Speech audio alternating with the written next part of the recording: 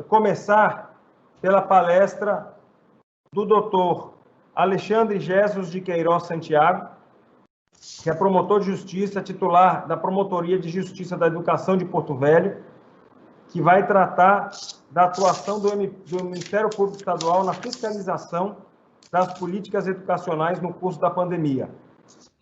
Doutor Alexandre, a palavra está com o senhor. Olá, presidente, conselheiro Paulo Cury Neto, cumprimento também o colega Marcos Giovanni, doutora Ivonete, do nosso MP de Contas.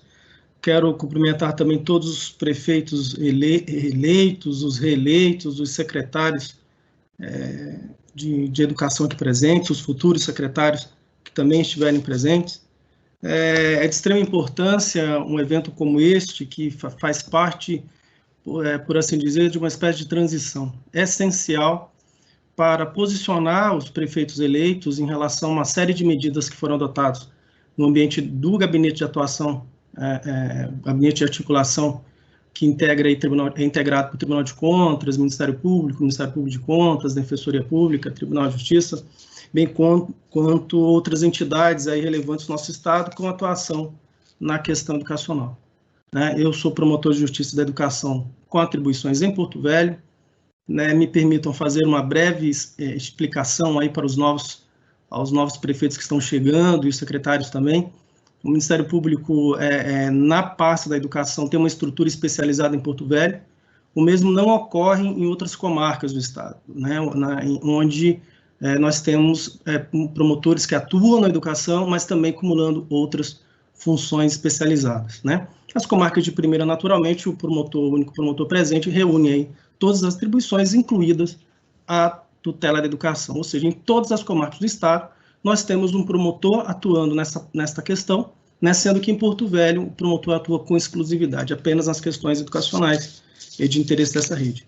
Temos também uma estrutura, e aqui nós temos o nosso diretor, que é o Dr. Marcos Giovanni, uma estrutura, um grupo de atuação, e aí ele possui uma atribuição de âmbito estadual e se destina exatamente a atuar em questões em que se requeira uma atuação mais uniforme do Ministério Público. Os promotores têm independência funcional, têm a sua liberdade de entendimento e convicção, mas a estrutura desse grupo, do GAINF, com atribuições em infância e educação, é imprescindível exatamente para a gente buscar uma posição mais uniforme em relação às diversas promotorias de justiça, bem como também para ter uma atuação com foco em questões de maior complexidade e que tem uma repercussão em mais de uma comarca, ou se não em todos os estados. Nós temos aí um trabalho que a gente vem desempenhando conjuntamente desde o início da pandemia, eu, doutor Marcos Giovanni, ele sempre muito presente, é promotor em Pimenta Bueno, mas sempre esteve com todos nós promotores de justiça envolvidos, promotores de educação envolvidos na questão da pandemia. Como já foi antecipado pelo Dr. Paulo Cury, a pandemia tem trazido uma série de danos para as nossas crianças e os nossos adolescentes. Lá atrás, quando se suspenderam as atividades presenciais, nós tivemos uma preocupação prioritária com as questões sanitárias. Evidentemente, era a medida mais correta a ser adotada naquele momento, inclusive medida com a qual todos nós concordamos. E nos deparamos, no primeiro momento, com a questão da merenda escolar. A merenda escolar ela é um direito que garante a subsistência de uma série de crianças e adolescentes em situação de maior vulnerabilidade. Então, a ida à escola, a escola não representava e não representa apenas a disponibilização de aulas.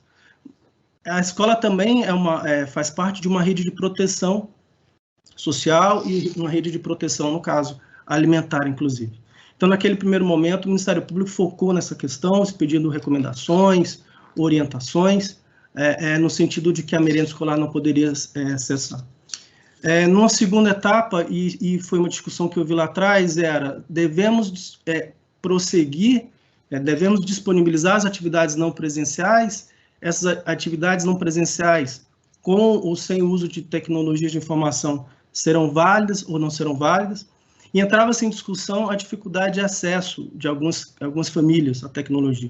Optou-se aqui em Rondônia, assim como na grande parte do Estado, e aí foi uma orientação seguida pelo Ministério Público, no sentido de, sim, entender como pertinente a disponibilização de aulas, né, como um mecanismo de atenuação, de minimizar os danos educacionais, mas especialmente de preservação de vínculo dos alunos com as escolas. A perda de vínculo do aluno com a escola é uma das grandes causas de evasão ou de abandono escolar.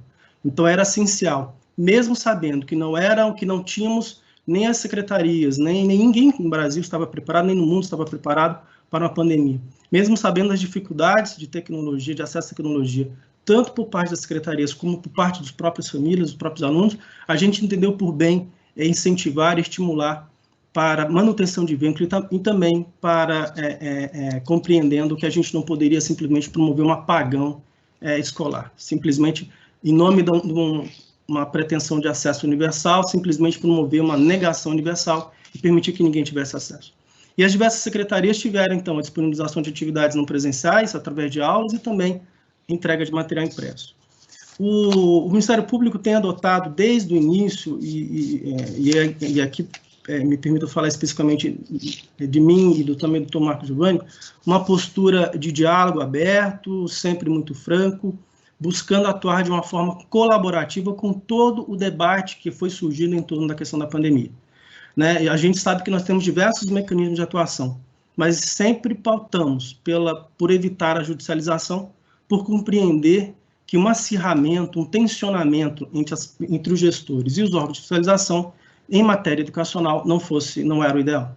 Né? Nós podemos afiançar, e se infelizmente o tempo não permite, nós podemos observar diversos avanços, diversas ações que foram construídas dentro desse ambiente de diálogo, e aqui eu registro mais uma vez meu elogio à pessoa do Dr. Paulo Cury, que concebeu a ideia de criarmos esse gabinete de articulação para um ambiente de diálogo, um ambiente de debate, onde, conferindo maior segurança jurídica, maior transparência nas ações, tanto das secretarias, dos gestores, como também na atuação do Ministério Público, né, e dos outros órgãos de fiscalização, assim como a MP de Contas, Defensoria Pública, enfim.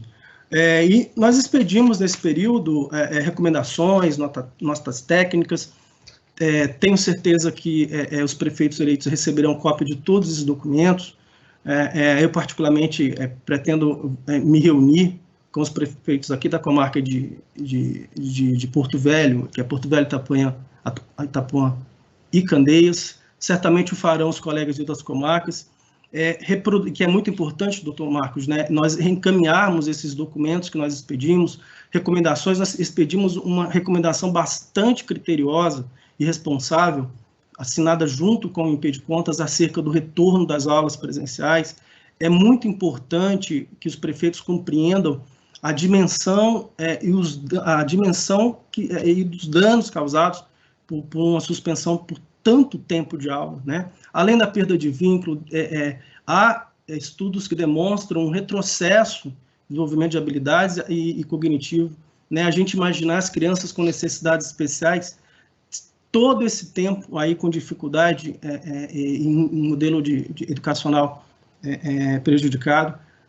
A Unicef tem apontado muitos dados, e aí, usando como referência lugares que passaram por períodos também de crises na saúde, mas especialmente guerra ou desastres ambientais, onde o prolongamento da suspensão das aulas, a não ida à escola, causa realmente prejuízos muitas vezes irreversíveis, né? É claro que nós não temos como voltar no tempo e querer recomeçar 2020 sem a pandemia. A pandemia é uma realidade, nós temos aí um momento que ainda requer muita atenção e muita sensibilidade de todos nós, muita consciência.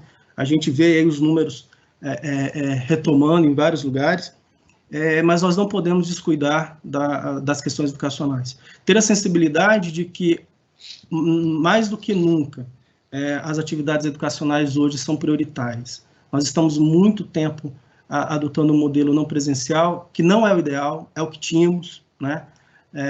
E nós, quando retomarmos, além das questões sanitárias que ainda estão muito presentes, nós temos que agir com muita inteligência e muita estratégia no tema referente à reposição, vamos dizer, à recuperação, à revisão, ao resgate dos danos ocorridos nesse período, né?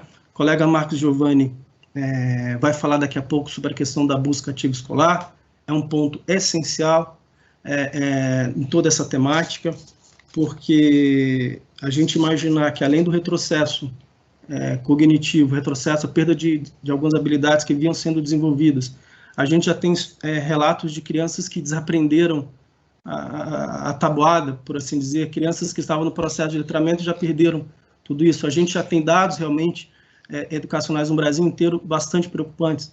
E ficar tanto tempo parado, isso apenas agrava tudo isso. E o retorno, quando ele ocorrer depois de tanto tempo, ele não será um retorno igual. A gente não está falando, e a gente sempre falou disso, não é simplesmente abrir as portas das escolas e está tudo bem.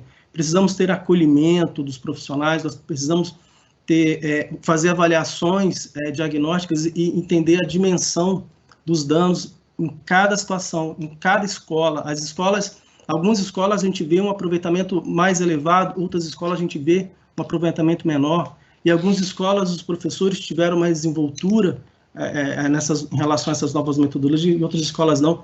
Alguns alunos avançaram, e ainda bem que alguns alunos conseguiram ter acesso a uma educação, mas vários alunos não tiveram, alguns não tiveram acesso nenhum. E por questões diversas. Não vamos aqui entrar no processo de tentar achar culpados, mas existem diversos motivos que nos levam aqui, que algumas crianças realmente não tiveram nenhum contato ou muito pouco contato, né? Muitas vezes por questões de ordem de estrutura familiar mesmo, né? Pais perderam o emprego, pais não tinham nenhum acesso à tecnologia, os pais não tinham sequer como buscar ou serem atingidos pelos materiais impressos.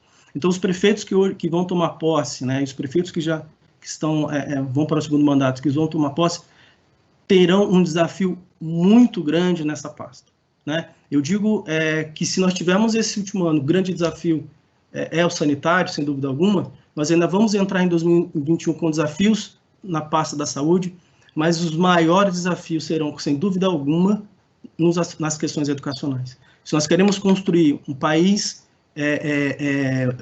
com mais igualdade, um país onde o direito à educação seja preservado na dimensão que é assegurada pela Constituição, a responsabilidade dos senhores, das senhoras, é gigantesca. E nós estamos falando, inclusive, de uma das etapas do ensino mais prejudicadas pela suspensão das aulas, que são os primeiros anos, né? Que são as fases iniciais, onde realmente o próprio uso da tecnologia não se revela como mais adequado, sob o ponto de vista pedagógico, era o que tínhamos, né?